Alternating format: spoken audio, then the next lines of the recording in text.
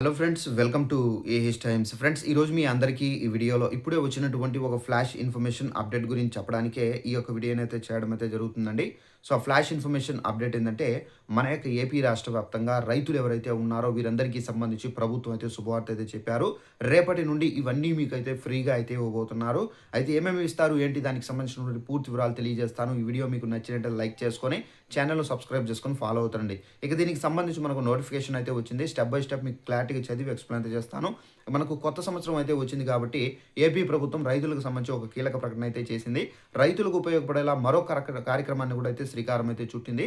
అయితే మనకు ఆ కార్యక్రమం ఏంటని చూసుకున్నట్లయితే మనకు ఎప్పటి నుండో కొత్తవి పంపిణీ చేస్తారనే దానిపై క్లారిటీ లేదు.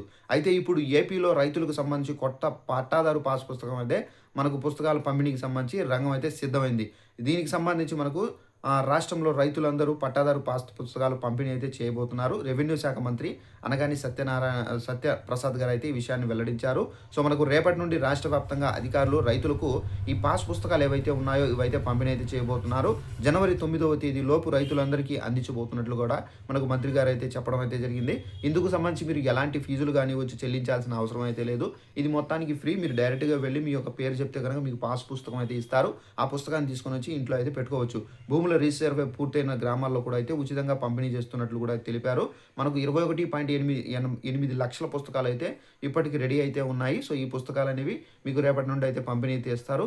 జనవరి 9వ తేదీ వరకు మీకు పంపిణీ చేస్తారు. తప్పనిసరిగా ప్రతి ఒక్క రైతు వెళ్లి మీరు రెవెన్యూ ఆఫీస్ దగ్గరికి వెళ్లి మీరు తీసుకోవాల్సి అయితే ఉంటుంది. సో మనకు ఈ పాస్ పుస్తకాలపై కేవలం ప్రభుత్వ రాజముద్ర మాత్రమే ఉండబోతుంది. ఇక పొలం విస్తీర్ణము, సర్వే నంబర్లు లాంటి వివరాలు కూడా అయితే ఉండబోతున్నాయి. గత ప్రభుత్వం భూముల సమగ్ర సర్వే నిర్వహించింది. అనంతరం అప్పటి ఫోటోస్ ఏవైతే ఉన్నాయో ఆ ఫోటోస్ అనేది తొలగించి రాజముద్ర అనేది వేసి వీళ్ళైతే ఇవ్వబోతున్నారండి. సో ఇదండి ఇన్ఫర్మేషన్. ఈ వీడియో నచ్చినట్లయితే లైక్ చేసుకొని ఛానల్ సబ్స్క్రైబ్ చేసుకోండి. Thanks for watching this video. All the best.